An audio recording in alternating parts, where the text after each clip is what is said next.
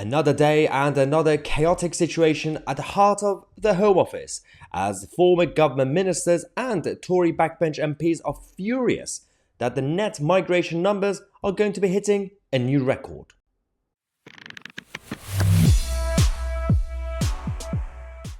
I think we can safely say that we don't really have borders anymore in Britain, because you can simply just get on a boat, destroy your IDs and passports, and just come into the country.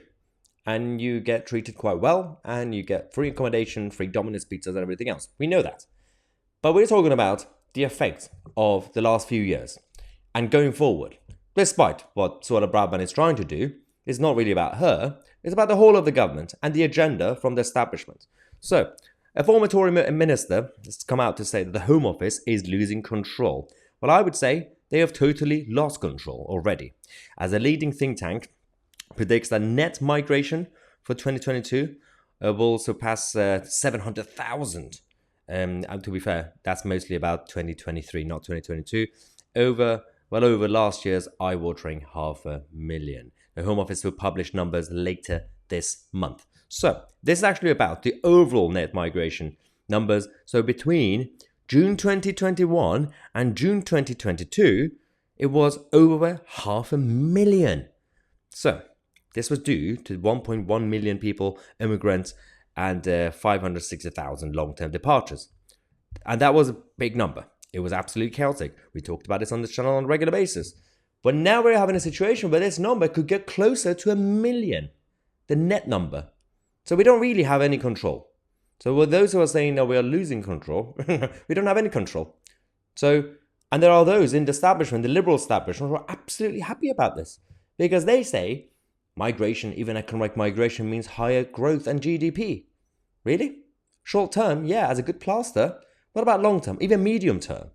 When obviously the wages will come down, when the lack of cultural integration will happen, and going to create more divisions, and that's going to hurt the economy and the societal order. But you don't care about British culture, do you? No, these people don't.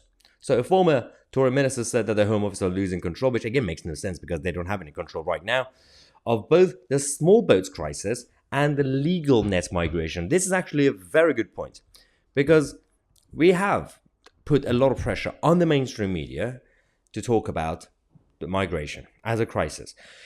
So they have started to talk about it, but they keep talking about the small boats, which is a big problem. But on this channel, and some people are now talking about the legal net migration. That's also a big crisis. Mass legal migration is also a big issue that needs to be sorted out, as well as the small boats, which is illegal entry. One of the Red Wall Tory MPs from the north said, time is fast running out. Sorting out legal migration and ending the small boat crisis will be the difference between us winning and losing the next election. So obviously it's true. But I still have a problem with politicians, regardless of parties, when they come out to say, we have to sort out this problem. Why? Oh, because we might lose the next election. Well, that's just immoral and idiotic. You have to fix the problem for the country. Whether you win or lose the next election, I don't care. I don't think that should be your motivation. I really don't think politicians' motivation should be mostly be about not losing their seat. But that's the system we have.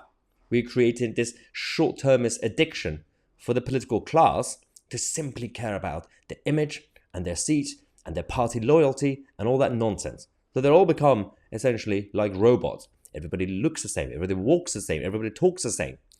And we can't really differentiate between many of them. There's a few rogue ones in the middle, which is actually good. But apart from the rebels, who are actually doing a good job as MPs, the rest of them, I really can't tell the difference between the different parties. One senior Tory MP described the situation as beyond a joke. The Home Office refused to comment on the CPS's net migration prediction, the think tank, though they did tell the Express that the public rightly expect us to control our borders and will remain committed to reducing net migration over time while ensuring that we have the skills our economy needs. Well, you are lying again. Because firstly, you just did contradiction. We know that you're not doing anything to fix it. The fact that at the end of that sentence, the Home Office official said, oh yeah, but we still need to find people with skills from foreign countries to help the economy?